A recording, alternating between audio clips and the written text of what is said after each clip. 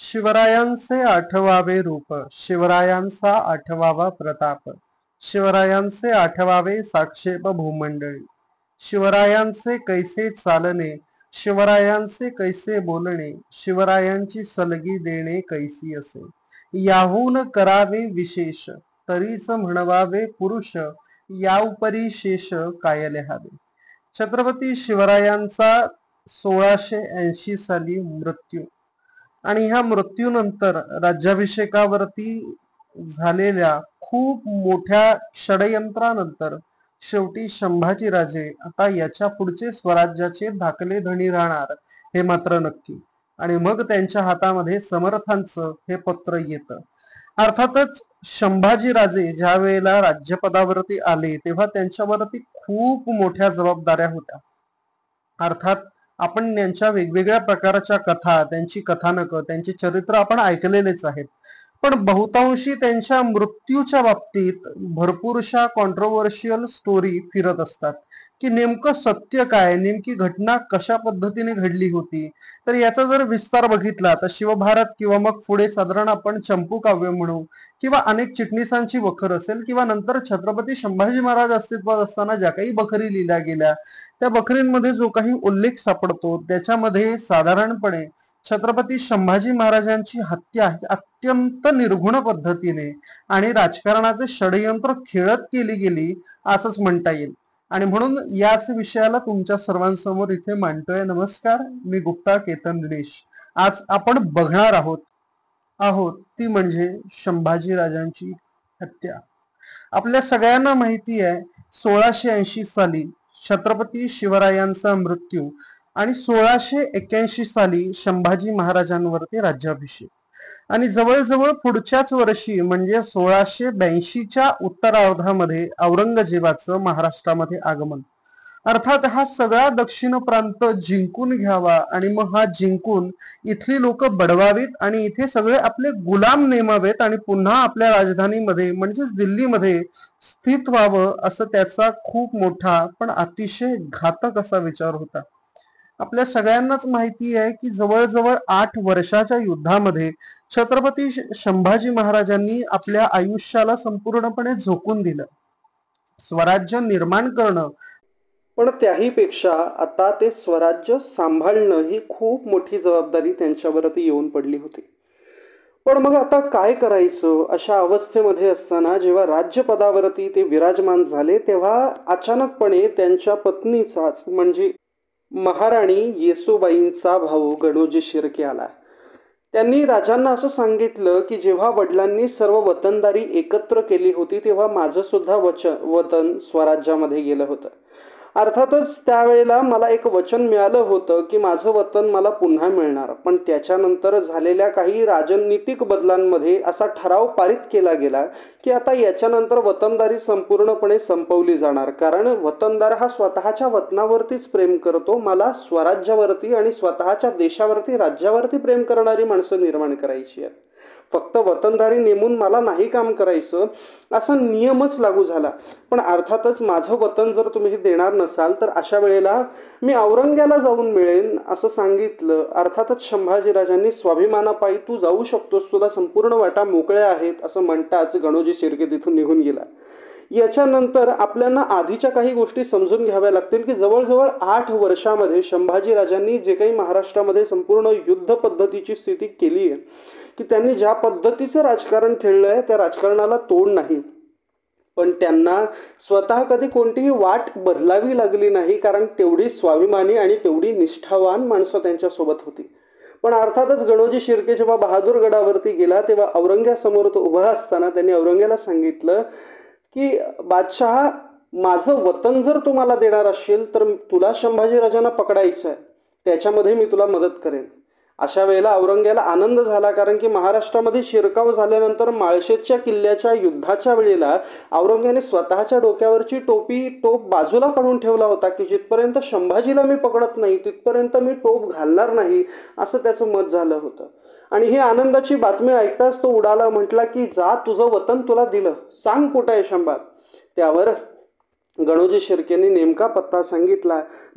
संभाजीराजे आहेत संगमेश्वरावरती. कोकणामधल्या आंबेनळी घाटातना औरंग्याने जवळजवळ 40,000 सैन्यांसोबत मुकर्रब खान नावाचा क्रूरकर्मा पठाण त्यांना पकडण्यासाठी पाठवला. या दरम्यान गणोजी शिर्केंनी एवढं सुद्धा सांगितलं की बादशहा, मी तुम्हाला ही बातमी दिली आहे, माझं वतन मला मिळणार आहे मात्र नक्की, पण माझी एक विनंती आहे की तुम्ही शंभाला मारू नका. त्यावर औरंगजेब म्हटला की का मारू नको. त्यावर गणोजी म्हणतोय की माझ्या बहिणीचं मंगळसूत्र त्यांच्यात अडकलेलं आहे. तर यावेळेला फितुराची लायकी औरंग्याने दाखवून दिली. त्याने सांगितलं, फितुरांकडनं फक्त आम्ही बातमी काढत असतो, आम्ही त्यांच्याकडनं सल्ले घेत नसतो. गणोजीला सुद्धा बंदिवासात टाकून औरंगजेब मात्र उडाला आणि जवळजवळ 40,000 सैन्य घेत आंबेनळी घाटातना मुकर्रब खान नावाचा क्रूरकर्मा पठाण खाली संगमेश्वरावरती उतरला.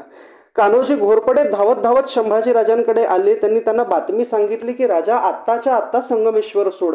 अरे, मुकर्रब खान 40,000 सैन्य घेऊन तुला पकडायला निघालाय. अशा वेळेला संभाजीराजांनी फौजफाटा स्वतःच्या आजूबाजूला होता तो जमा केला आणि सांगितलं, बघून घेऊ काय होतंय ते. यावर कान्होजी घोरपडे सांगतात, विसरताय शंभा, वडिलांची शिकवण विसरताय.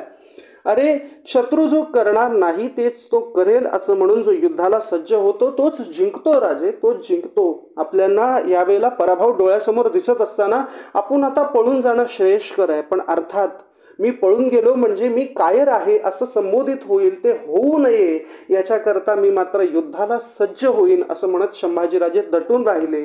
आणि व्हायचं तेच झालं. जवळजवळ 40,000 सैन्यामध्ये आमचा राजा पकडला गेला.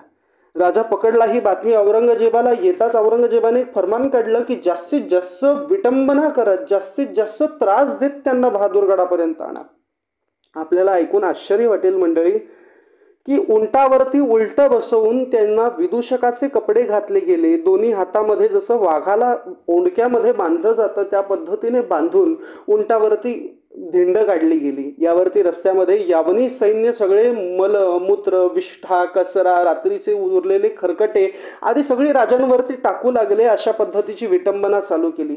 राजा उंटावरती बसत असताना तो उंट जर थोडासा पण हल्ला तर लोक हसत असत, भाल्याची टोकं राजाला टोचत असत. राजाबरोबर त्यांचा खूप स्वामिनिष्ठ असा सेवक ज्याचं नाव कवी कलश, त्याला सुद्धा पकडलं गेलं होतं. या दोघांनाही जेव्हा बहादूरगडाच्या खेम्याजवळ आणलं तेव्हा शामियान्यामध्ये बसलेल्या औरंग्याने स्वतःच्या शामियान्याचा येण्याचा भाग दरवाजा थोडा छोटा करून टाकला. का तर राजा येताना थोडं वाकून येईल आणि तो जर वाकला तर अशा वेळेला सांगता येईल की राजा वाकू नकोस, माझ्यासमोर वाकू नकोस. पण राजा संभाजीराजे सुद्धा तितकेच स्वाभिमानी. ते जरी बंदिवासात असले तरी सुद्धा ते येताना आतमध्ये स्वतःचे गुडघे खाली करून आले, पण स्वतःची मान मात्र त्यांनी ताठ ठेवली. आणि अशा अवस्थेमध्ये आणल्यानंतर औरंग्याने त्या राजांना बघितलं आणि त्याचे डोळे लकाकले. जवळजवळ 8 वर्षापूर्वी स्वतःच्या डोक्यावरनं काढलेला तो टोप त्यांनी स्वतःच्या डोक्यावरती पुन्हा चढवला आणि संभाजी राजांना बघत म्हणतोय, या अल्लाह, क्या ऐसा इंसान बनाया है. ऐसा इंसान अगर हमारे हरम में हो तो हमारे पूरे हरम को पूरे दुनिया में एक तक तो ताज होने में कोई दोहराए नहीं. आणि संभाजी राजांजवळ येऊन तो म्हणतोय, राजाजी आप हमारे हरम में आए, खुदा का ये सच्चा बंदा आपके कदमों में पूरी दख्खन की सुबेदारी रख देगा. फक्त राजांना सुबेदारी किंवा दख्खनच्या सुलतानीची आमिष नाही दाखवलंय, तर राजांना धर्मांतराचं सुद्धा आमिष दाखवलंय. नंतर ज्या गोष्टींवरती कॉन्ट्रोवर्सी झाली की धर्मवीर का म्हणावा, त्याचं कारण असं आहे की जेव्हा मला माझं धर्मांतर करून द्या, ते धर्मांतर कर, तेव्हाच तुला दक्षिणची सुबेदारी मिळेल आणि तेव्हाच तुझे प्राण वाचतील. डोळ्यासमोर मृत्यू असताना देखील संभाजीराजे कडाडले, अरे मला नको तुझा तो धर्म, अरे मला नको तुझा तो धर्म. माझ्या मनामध्ये कोणत्याही धर्माविषयी कोणत्याही पद्धतीची दुराकामना नाहीच आहे. मी कोणत्याही धर्माला कधी कमी लेखत नाही. पण मला वाचवण्याकरता जर धर्मांतराचं आमिष देणार असेल तर हे औरंग्या तू ऐकून ठेव की शेवटी मी जर भिकारी जरी झालो तरी पण हिंदू म्हणून मरण्याकरता मी सदैव सज्ज असेन, औरंग्या सज्ज असेन. हे ऐकल्याबरोबर औरंग्या थोडा थबकला आणि जाऊन तख्तावरनं बाजूला उभं राहिला. हे बघताच संभाजीराजे कवी कलशाला म्हणतायत, मित्रत्व असावं असं या भावनेतनं आपण जर ह्या सर्व कथानकांना बघितलं तर संभाजीराजे बाजूला असलेल्या कवी कलशाला म्हणतायत, कलशा, अरे या प्रसंगावरती एखादी कविता तुला सुचतीये का. डोळ्यासमोर मृत्यू दिसतोय तरी पण मित्रत्वाची जाण ठेवणारे कवी कलश संभाजीराजांवरती कविता रचतात. ते म्हणतात, यावण रावण की सभा शंभू बंध्यो बजरंग, लहू लसत सिंदूर सम, खूब खेलो रणरंग। राजन राजन हो तुम साचे, खूब लढ्यो तुम जंग, तो तुव तेज निहारिके, तखत तजत अवरंग, तखत तजत अवरंग, तखत तजत अवरंग।